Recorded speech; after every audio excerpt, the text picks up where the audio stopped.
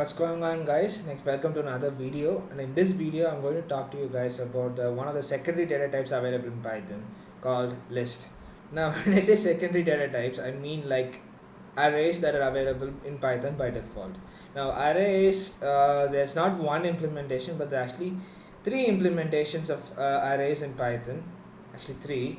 Alright, one of them is list, other one is tuple, other one is set, and in addition to that, there's another implementation that is kind of like an array. It's called dictionaries too. So I thought I'll talk about all the four of them in one video, and I realized that there's so much to cover in just one concept that a video that covers all the four of them in one shot is not possible. So I thought, okay, check it. Let me talk about list right now. Alright, that's it. Let's actually get started. Now, list, what you have to know first about list is that it is a multi-valued data type. Multi-value data type, meaning you can store multiple values in it. Alright, so for instance, let's say L1 is one list, and to write a list, what you do is just put two square brackets, and that's it, and start entering values in it. So for instance, let's say 7, 8, and true, 6 plus 7, J, and then let's say the color brown. All right, now this is one example of a list, right? See, this with an example tells everything you need to know about a list. First is heterogeneous, meaning it does each and every data type is different. All right, and each and every value can be of anything. All right, so there's no constraint or restrictions as to what it should be and all of that. And second thing is, the main visual differentiation between list, tuple and other things is that the brackets. List always starts with a square bracket. Keep that in mind. Alright. Now, if you want to access the entire individual values, let's say, you can actually go ahead and use them by print statements. First, what I'm going to do, I'm just going to put this comment. And if I were to say print L1, this is going to print me the entire list. So let me just check it out. There you go, it prints the entire list. And if you want to know whether a particular value is a list or not, check for the square brackets away. Alright, now that said, what if I want to access some individual entries into it? How do you go about with that, right? So that's a question that you might ask. That's where indexing happens.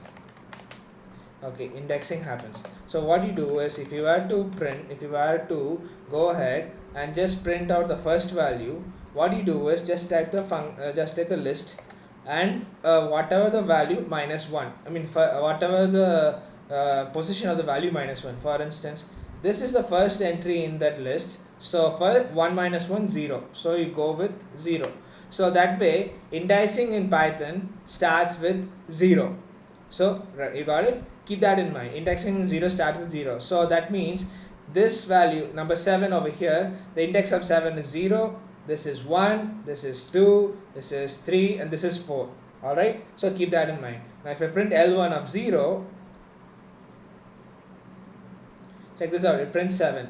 Likewise, if I print L1 of let's say 2, this is not going to print 8, rather it's going to print me true. So let's check it out. Right, it's working fine.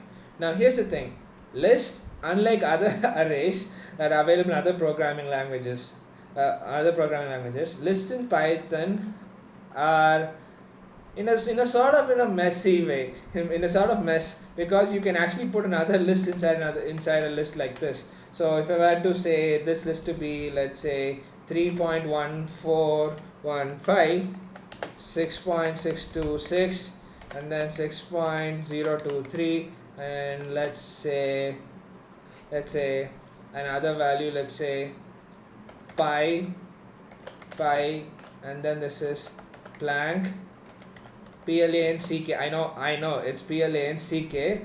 There's a different spelling, I know, but I'm intentionally putting this spelling. You guys figure out what it means. And then let's say, okay, and then this is n. I need that n. Alright, so this will do. Alright, so in the case like this, if you want, you can actually put an entire list inside another list. You can shove it like that. It totally works. In other programming languages, they might throw an error saying like, hey, you can't do that and all of that. But here, nope, you can do that. It's kind of like beating the list, but you know what, it's possible. Like anyway, how do you, if you want to access this entire list, how do you go about with it? See, first treat this entire list to be an entry in the overall list. So for instance here, this is the 0th entry, 0 is the first entry, second, third. This entire thing is the 4th entry, right? So I'm going to call this, let's say, level 2 indexing. So level 2 indexing.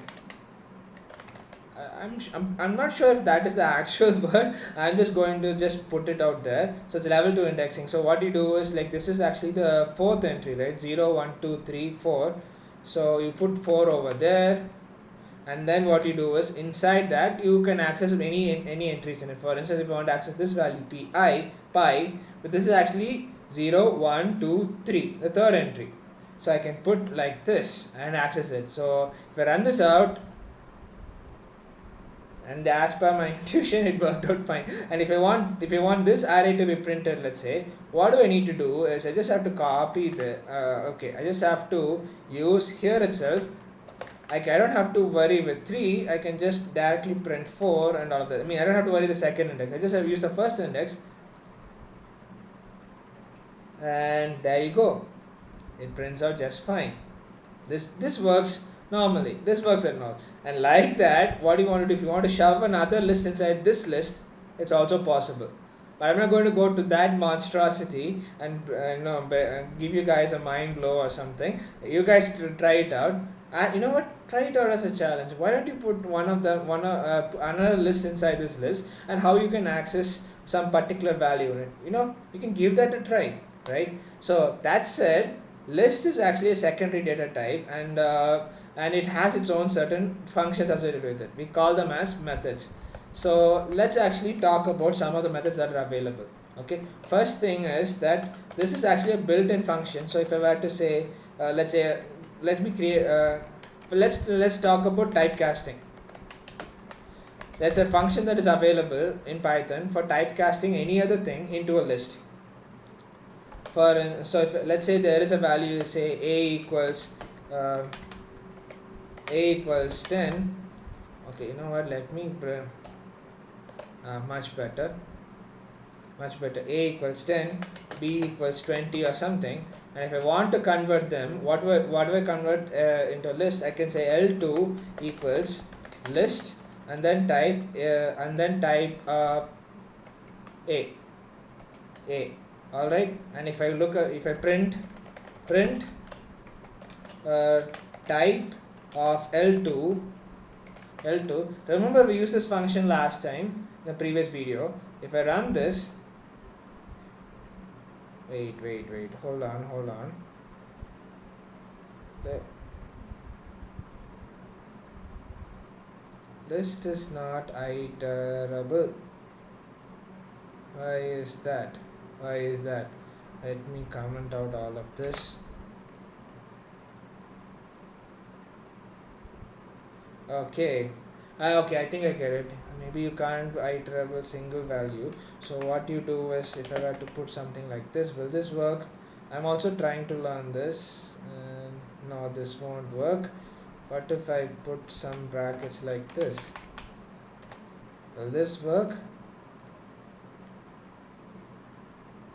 How about that? This actually works. This is something I don't know. Okay, this way what you do is, if you have multiple values like them, you can club them into a list like this. On the other hand, let's say you just want a to be a list, let's say, you just put it like this and you're done with it. There you go.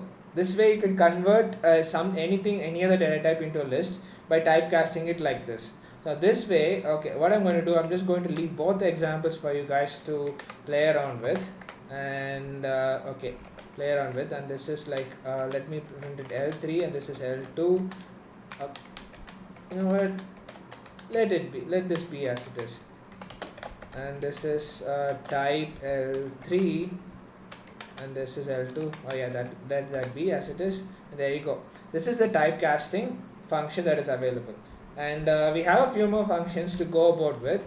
Let's see if I can finish. You know what, it's fine. I'll stop it here. In the next video, I'll talk about some of the other functions that are available in list in a lot more detail. Alright, so see you guys around.